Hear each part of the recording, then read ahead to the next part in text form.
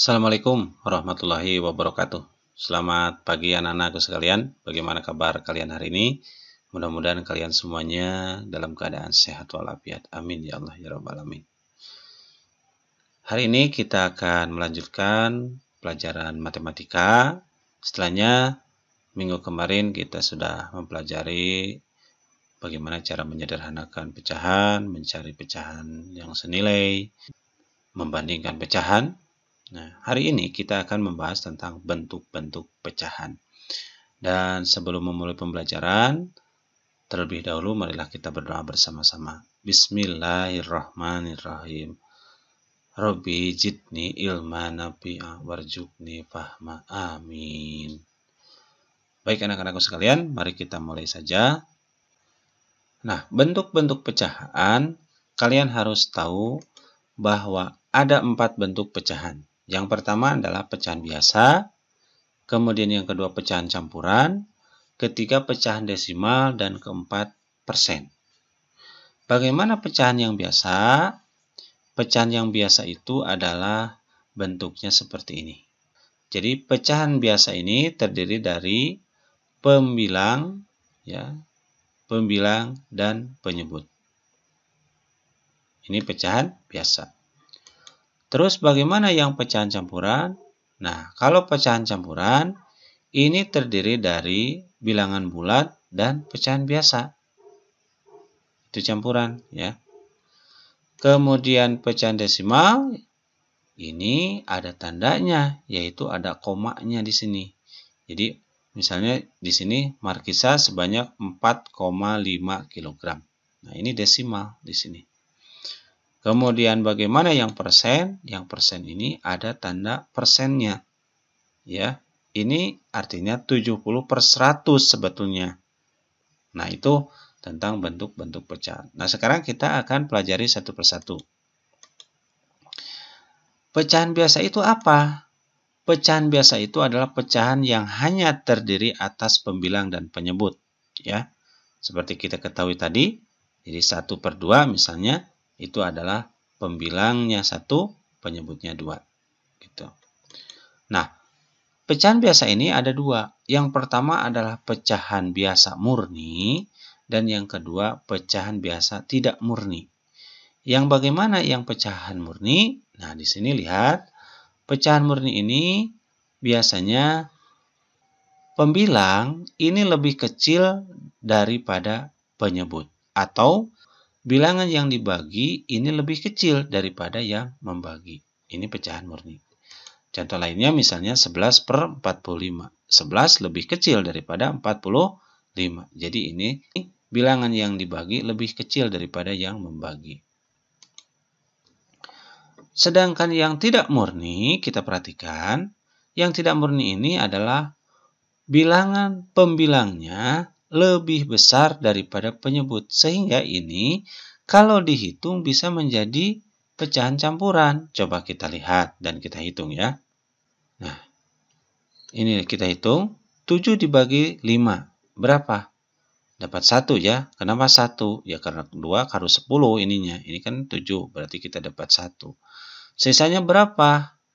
5 kali 1, 5. Sedangkan ini 7. Dikurangi 7 dikurangi 5. Sisa 2. Berarti ini per 5. Ya. Jadi 1, 2/5. Nah, ini menjadi pecahan campuran. Ya. Asalnya pecahan biasa di sini, tapi karena ini lebih besar pembilangnya atau yang dibaginya, maka ini berubah menjadi pecahan campuran. Nah, ini menjadi pecahan yang tidak murni. Contoh lain, 21/11. Nah, kita lihat. 21/11 ini pasti hanya dapat 1. Karena kalau 2 harus 22 ininya. Sedangkan ini cuma 1. Tapi sisanya besar, yaitu berapa? 21 dikurangi 11. Ya dapat 10 di sini. 10/11.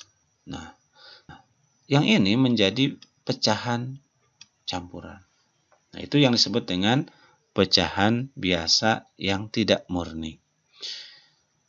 Jadi kalau kita simpulkan, ya, jadi pecahan biasa yang dapat diubah menjadi pecahan campuran, yang ini nih, itu disebut dengan pecahan tidak murni. Ya, begitu. Paham anak-anak ya? Dan kalian bisa membedakan mana pecahan murni dan mana pecahan tidak murni. Kita lanjutkan ke pecahan campuran.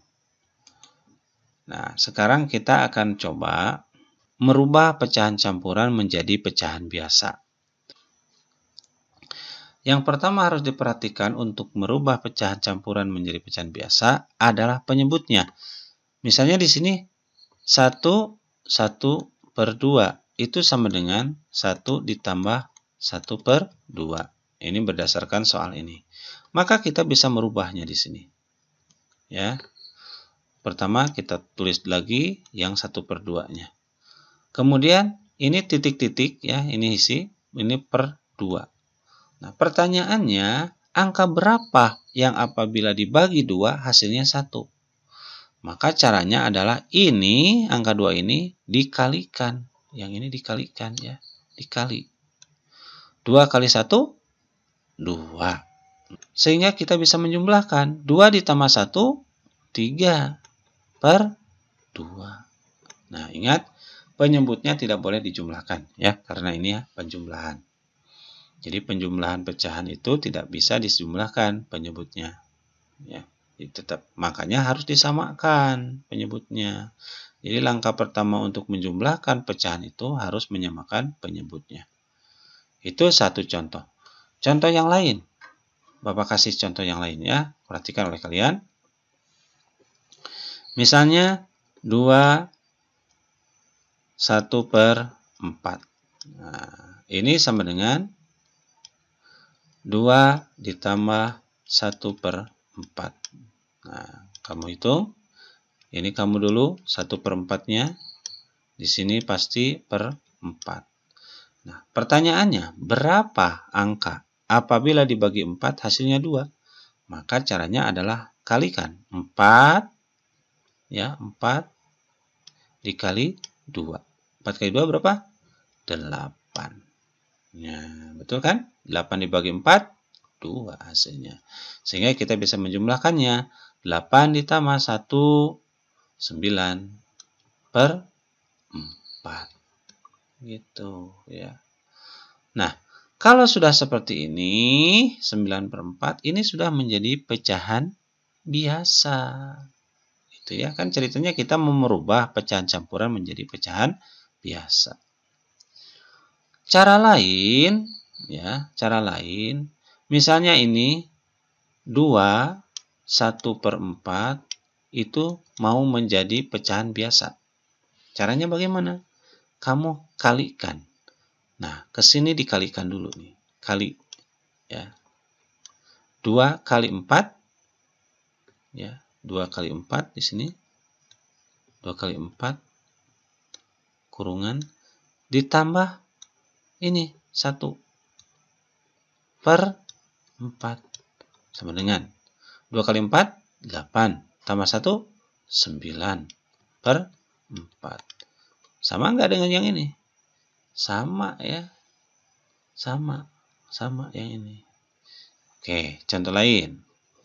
Bapak kasih contoh lagi ya.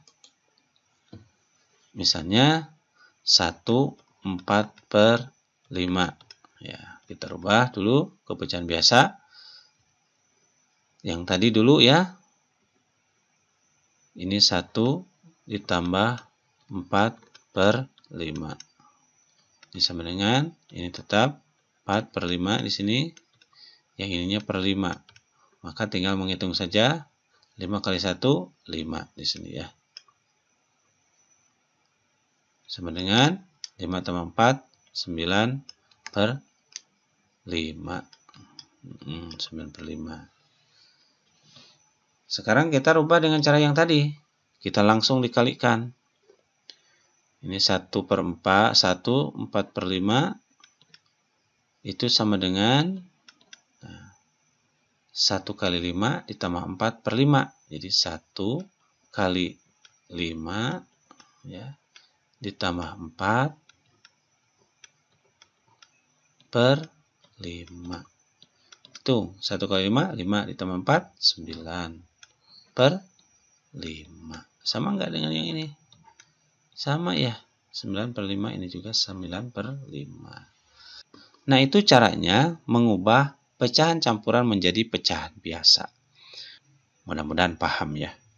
Nah, kalau sudah paham, kalian coba kerjakan latihannya ya. Nih, Bapak punya latihan, kerjakan oleh kalian. Nah, coba kalian ubah pecahan campuran berikut menjadi pecahan biasa. 2, 1 per 3 sama dengan berapa? 3, 2 per 5 sama dengan berapa? Kalau bisa, kamu kerjakan dengan dua cara. Cara yang pertama, yang seperti Bapak uraikan tadi, diuraikan, dipanjangkan, dan juga cara yang cepatnya, yaitu dikalikan. Silakan kamu kerjakan di buku tugas kalian. Ya, nanti Bapak akan periksa. Ya. Sekian pembelajaran matematika hari ini. Assalamualaikum warahmatullahi wabarakatuh.